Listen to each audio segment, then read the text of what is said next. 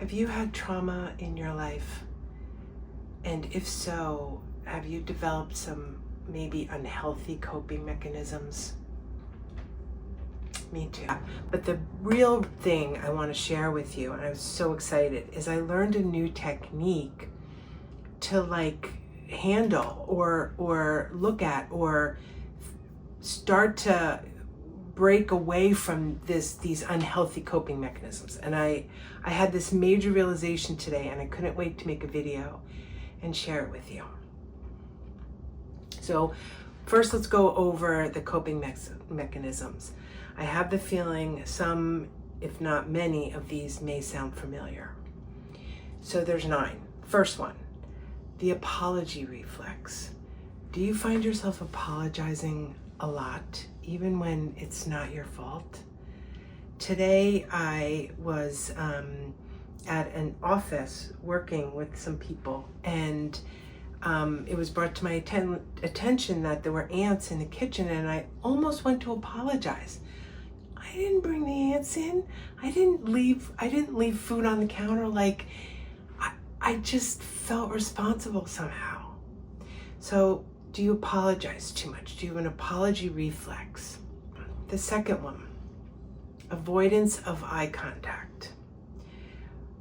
I find myself sometimes doing this, especially this avoidance of eye contact can especially be during a conflict or something that's, confrontational, not necessarily conflict, but, like you need to talk to somebody about something important and you don't look them in the eye.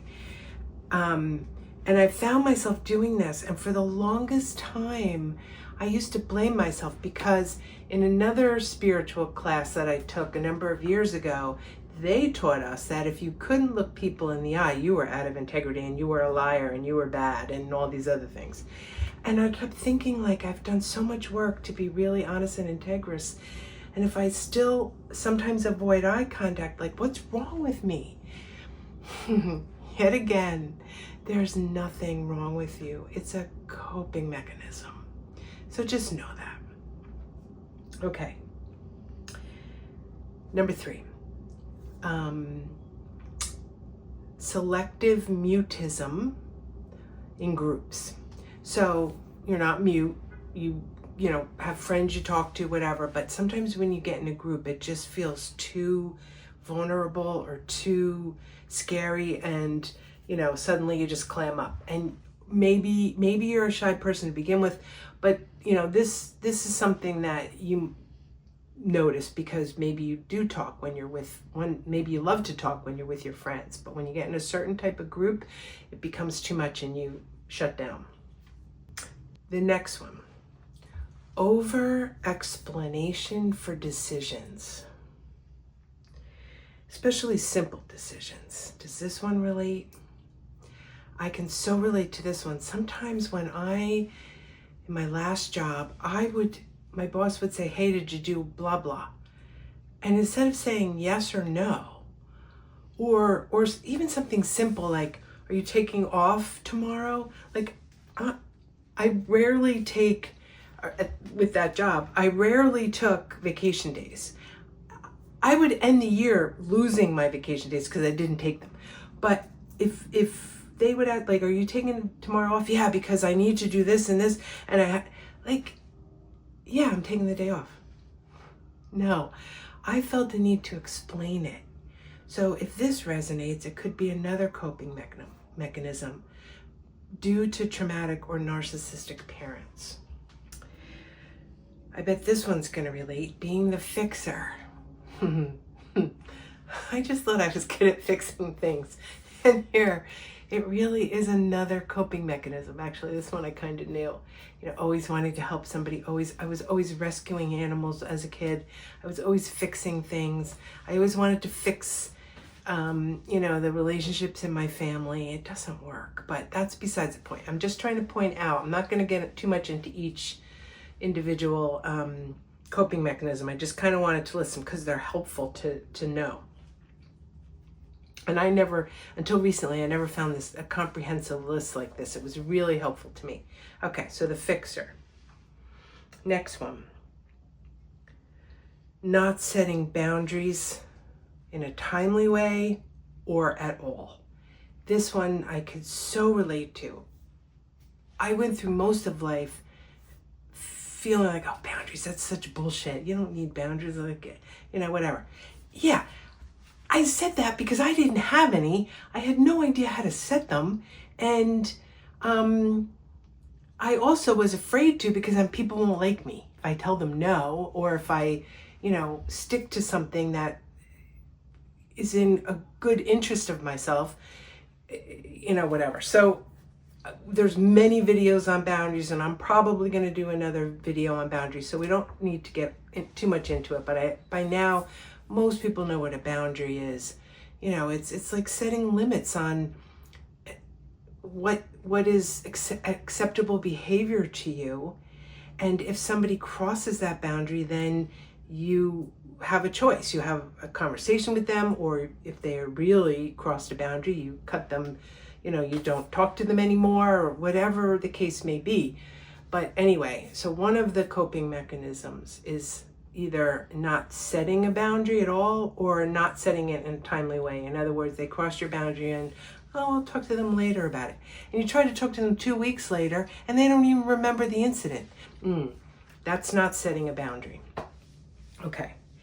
And the next one is, and this is the one I had the major realization, which we'll talk about in a second, being easily reactive.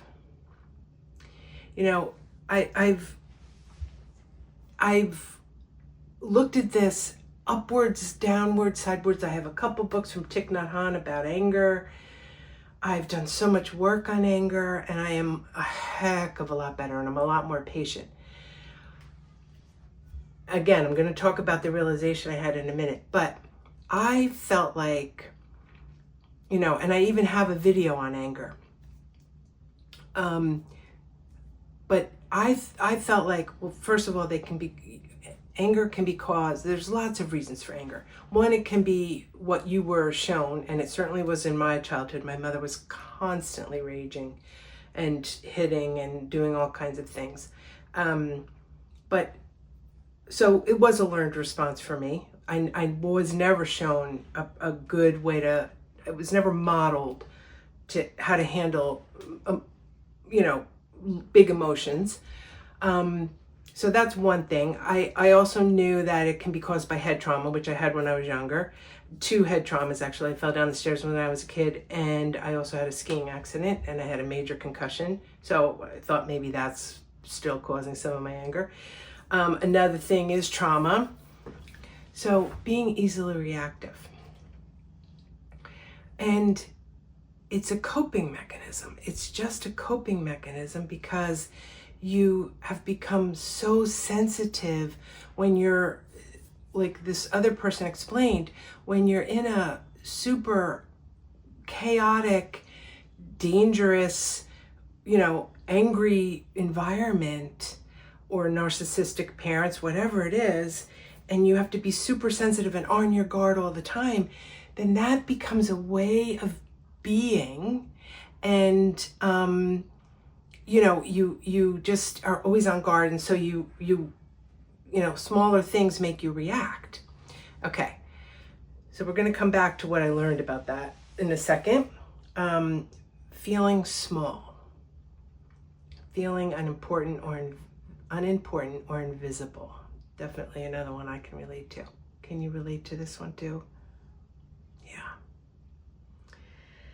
Yeah. Or the opposite of the same coin is exaggerated self-importance. And we've all met people like that just like brag about themselves and think they're the best thing since sliced bread, and they really have no reason to, act or feel that way. Yeah. And the last one is never operating from your true self, never really even knowing your true identity, because you're always people pleasing or adjusting from the environment. It was only like maybe 8-10 years ago, I was at a spiritual retreat, and I suddenly had this flash, this realization that I don't know who I am. all I've ever done my whole life is instantaneously look at my environment, people, places, situations, figure out who I need to be and be that in that situation quick. Because that's the way I coped as a child. Okay, so now let me get to this exciting technique. And if you want more information, you can probably Google any of these coping mechanisms and find out more about it. But the person who was teaching this or talking about this other technique was saying something that I've talked about, which is like doing your shadow work. I've talked about the ego and how some things, like I've asked myself a million times, how is being angry serving me, right? Because the ego gets juice out of, the manipulative, the winning, the feeling powerful. So I always kind of figured my anger had to do with my ego wanting to feel powerful. And it does on some level. But this person said, the way he put it was slightly different, and man, was it powerful. What would happen without that coping mechanism? If you've worked on it and you can't get rid of the coping mechanism, like, first of all, awareness is a big thing. Once you recognize a coping mechanism, often that's half the battle. Just acknowledging it, taking responsibility for it, recognizing that you do it, that's bringing it out into the light and taking away half of its power.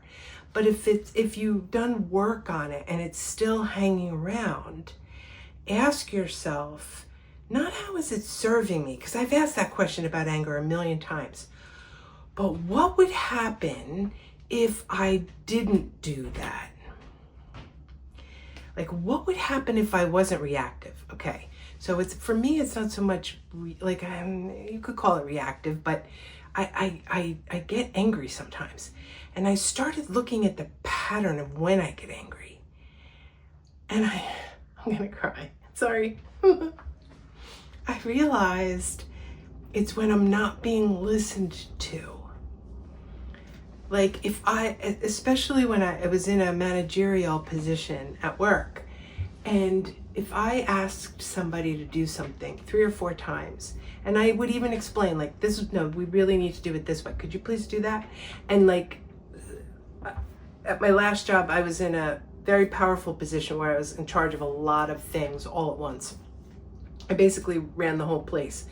And there were a lot of decisions and things that needed to get done, like, quick. So if I delegated something and I needed it to get done, I needed it to get done. And there was one time I was running this big event and I asked somebody to do something and they were like standing around, and I said, no, really, I need you to get that, Please do that right away because they need it for the next thing. So could you please go get that? Okay. And they still weren't doing it. And they were like, well, why don't we do this? And I said, no. And that's when I snapped. It was like the 4th time. No, please just get the blah, blah, blah and bring it to them. And you could say, all right, you have a reason. You've asked her 4 times and she still didn't do it and she was arguing with you and yeah, those are all excuses. But it was this not being listened to. And every once in a while, my dog has taught me the most patience ever because he likes to smell every blade of grass out there before we come back in. And it's so funny. But anyway, there are times when he is such a good dog and he's just such a good boy. But once in a while, he does not listen to me. Like, if I see him go to eat something, or if he's gonna pee on someplace that I know isn't a good place, like it's right by somebody's door. I live in a condo complex, so whatever the thing is, like I've said, no, Bailey, no, and he still wants to do it, and then not all the time, but every once in a while, still, it's fewer and farther between, but every once in a while, I still get reactive. It's him not listening to me. And I realized that if I don't get reactive, I won't be heard. I won't be listened to. And that's what I was trying to cope with. And just having that realization is huge, because I feel like the foundation of my reactivity just like gave way. Like it's got no foundation, because I know I will be listened to if I'm clear and concise and firm if needed, but I don't need to react to be heard. And neither do you. Nor do you need any of these other coping mechanisms that might resonate for you. You don't need them. So if you've been working on them and they're not going away, ask yourself, what would happen without this thing? If I didn't apologize? What would happen if I didn't apologize so easily? What would happen if I wasn't so reactive? And you might find like the underpinning of it, what's causing it. And I don't know, it just felt to me like it just all like collapsed on itself. I wish you great healing. Until next time.